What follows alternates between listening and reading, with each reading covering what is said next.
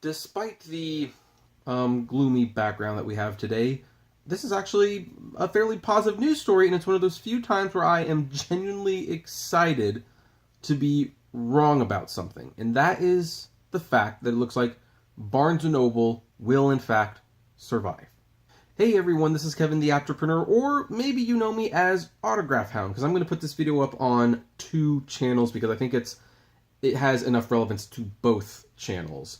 And I'm happy to be making this video because here's the thing. I love Barnes& Noble. I mean, I read a lot. I don't know. I know, of course I read a lot. I make this channel and I have all the news articles. However, in my spare time, I do read a lot. And I read for fun. I read to learn about things. I read to stimulate my brain. I read to I just love to read. I mean, right now I'm reading in novel format the Promise Falls. Yeah, Promise Falls. It's called the Promise Falls trilogy, and I'm reading the first book in that.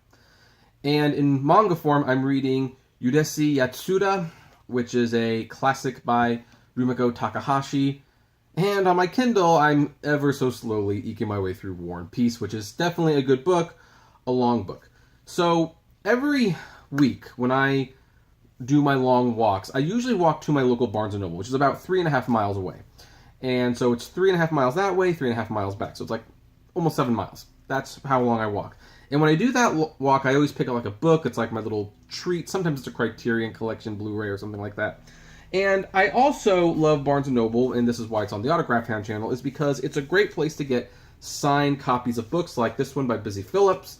I know Entrepreneur fans might not have a whole lot to like that, but for Autograph Hound fans, that's the autograph. I like showing off a lot of signed books. I get most of them at Barnes & Noble, and it's just a great way to get signed books. However, there has been a lot of concern recently about whether or not they would survive, because they have faced heavy competition from Amazon, and it's kind of ironic that they're in this position, because when Barnes & Noble was getting big, they bought a lot of mom-and-pop booksellers. They also bought smaller book chains, and basically they were becoming the Amazon of, before we know what the Amazon of bookstores was, they was becoming the Amazon of retail bookstores. And I remember not liking them very much back then. I always shopped at Borders, and then Borders went under. And then Amazon came over, started shutting all the other places down. So Barnes & Noble, it became the place that I kind of wanted to see succeed. And it looks like they are going to succeed because they are going to be going private. Now, I should mention before we begin this, I also am an investor in Barnes & Noble. I have like maybe 20 shares of their stock. I bought them very low. They're like $3 a piece. And I didn't really invest in them because I thought they would go anywhere. They were kind of like a vanity stock. I have several companies that I buy vanity stocks, which I know they don't go anywhere, but I love the company, so I want to give them some money. I lost money on MoviePass stock, Helix and Matheson, very famously. Still have it, by the way. I have a couple IMAX shares. IMAX hasn't really gone anywhere for a while, and I have Barnes & Noble. For the long-term growth and stability, I have Coca-Cola, Pepsi, Disney, Microsoft, Google, all those, Apple, all those companies. However, Barnes & Noble is going private. And here's the article. Barnes & Noble, which has struggled to compete with Amazon for the past decade, is going private. The company said Friday it is being bought by a fund run by private equity firm Elliott Management for $683 million. Barnes & Noble stock surged 30% Thursday of rumors of an imminent sale. The stock rose another 10% in pre-market trading Friday, but the $6.50 a share purchase price for Barnes & Noble is a far cry from its peak above $30 in 2006. Yeah, well, Barnes & Noble did take a beating, and that's why the company needs to be reinvented. Barnes & Noble tried, but mostly failed to keep pace with Amazon. Pressure only intensified after Amazon started to open physical bookstores of its own, because that's what Amazon does. They want to have their hands in every single business, and they want to put as much people out of business so that they can control it as they can. So I don't blame Amazon for this. I blame the government for letting them get away with it. But whatever. As you can probably figure out, I'm going to be talking a lot about big tech monopoly on this channel in the coming years, aside from just Uber, Lyft, and all that jazz. The company's Nook e-reader device was also a flop, never catching on in the way that Amazon's Kindle did. This is true. Unfortunately, I prefer my Nook to my Kindle, and my Kobo for that matter. And I am going to be getting the Nook Glow Light very soon. However, the Nook Glow Light did sell out, which people did not expect, so there's that's kind of suggesting that they might have a hit product on their hand. That might be what accelerated this company purchase. And a spinoff of the company's campus bookstores in the separately traded Barnes& Noble Education, which I do not own shares of, in 2015 failed to get the more focused and smaller Barnes& Noble back on track either. That led the company to say last October that it was pursuing a sale, and now that Barnes & Noble will be a private company, it no longer has to worry about quarterly sales reports and continued unfavorable comparisons to Amazon from Wall Street. And that is actually really important because there's a lot of companies that, as publicly traded companies, do very, very poorly. However, as private companies, they're fine because here's the thing. A private company can say, oh, look at that. We are profiting $50 million this year. Everything we put in, we made money on top of that. So that's great. Whereas Wall Street can look at it and it's like, you made $200 million less than last year. It's like, well, we're still profitable. Oh, it doesn't matter. You made less money. And Wall Street is all about the growth and the profit. And preferably both. And if the stalled growth far outweighs the profit, or the profit is much less than the growth, you can have problems on Wall Street. So going private, and Barnes & Noble is a company that their profits do shrink. However, they don't necessarily lose a lot of money. Whenever you see stories like they've made this much less million than the previous quarter, it's like, well, they make less money, but they're still profitable.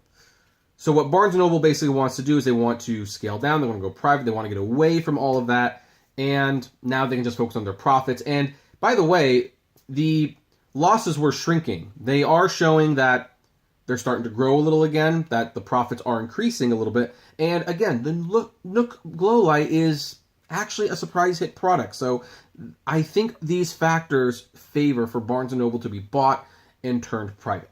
And they say, we are pleased to have reached this agreement with Elliot, the owner of Waterstones, a bookseller I have admired over the years, said Barnes & Noble founder and CEO Leonard Riggio in a statement. In view of the success they have had in the bookselling marketplace, I believe they are uniquely suited to improve and grow our company for many years ahead. James Daunt, CEO of Waterstones, will take over CEO of Barnes & Noble too, although Waterstones and Barnes & Noble will remain separate entities. So it may be the end of an era for Barnes & Noble, but the company at least is avoiding the fate of its rival Borders, which closed its stores for good in 2011, although one apparently does still exist in Pasadena somewhere, because at least I think it was in Pasadena. I saw it. It was really weird to see it. And this was last year, so there's at least one Borders books that still appear to be out there, at least in name only. So this is positive for me, mainly because Barnes & Noble survives, the Nook survives, which again, the Nook is by far my favorite of all the e-readers. I mean, the Kindle is nice, don't get me wrong, but I have a very big issue with buying from Amazon, so that admittingly soils it for me a little bit. I also like the Kobo e-readers, they're pretty nice too. However, the Nook, particularly the LED ones, those are by far the nicest. Like graphic novels, books, you know, even just some basic Android app functionality, like Pokemon Go actually works fairly fine on the Samsung Nook. Sorry, my nose is itching so bad today. Oh well, nobody watches the Barnes & Noble videos anyway. These are vanity videos, kind of like how this is a vanity stock for me. So I'm glad to see that they will continue. And as a private company, maybe they can even thrive. And if they ever get big enough to the point where they feel going public would be in their best interest, they can do it again. Although I don't think that's going to happen for a very, very long time. And booksellers will, by the way, definitely want, like the book companies, not the booksellers. But like the publishing houses definitely want to keep Barnes & Noble around because they don't want to just deal with Amazon. Amazon gives them enough trouble with increasing fees and, you know, lower costs of books. Once there was that big deal with Hachette Books a few years ago where Amazon basically wanted to squeeze Hachette and say, we will pay this much for your books, and Hachette said that's not realistic. And Amazon just took their books off their site for a few months until Hachette eventually caved. And they really do not want a situation where that becomes worse. So they're probably very happy that Barnes & Noble is continuing to kick around. And now here's the thing: there is some danger because when you have a hedge fund that buys a company, it doesn't mean that they're going to survive sometimes. Because there was a hedge fund that actually bought Toys R Us and KB Toys, and both of those companies went out of business, primarily because they saddled the company with like a bunch of debt. Now, if This company can avoid doing that if Waterstones can avoid putting a lot of debt onto Barnes& Noble. Barnes& Noble might have a good future ahead of them. And the fact that they specialize in other bookstores, I think that they won't do that. I think they will let Barnes & Noble be what it is while working to improve it. I do expect some changes from the stores. I do expect a few stores to close.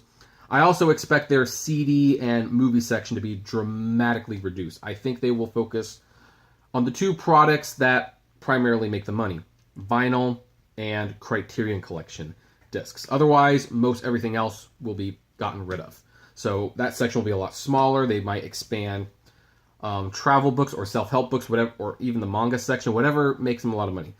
And the Nook will continue to kick around, and it looks like they have a genuine hit device, so maybe the e-readers are coming back. Who knows? Either way, this is really good business for me. Now, apparently, from what I understand, I'm going to get about $6.50 a share, and that's more than what I spent, so I am profiting a little bit from this. However, I'm just happy that Barnes & Noble will survive. But now I'm going to pass the question off to you. What do you think? Are you happy that Barnes & Noble are going to survive? Do you not care? Do you even read?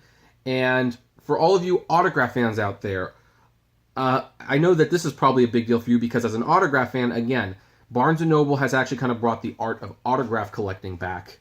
And so last Christmas, I got a signed Sally Fields book, a signed John Kerry book, a signed Sayamoto book. I didn't get the signed John Cena book. I did get a signed book the year before of Alec Baldwin. And so as an autograph collector, Barnes & Noble has made buying autographs easy again, and in a way that is fun, and you also get a book out of it. So I'm glad that they will continue to be around so that I can continue to buy those books and share those autographs with all of you guys.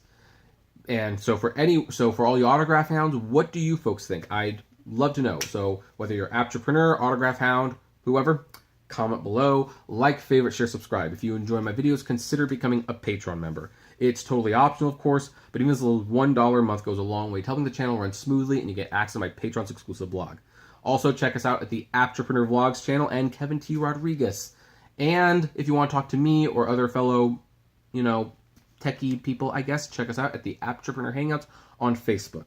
And as always, flame responsibly. Have a good one.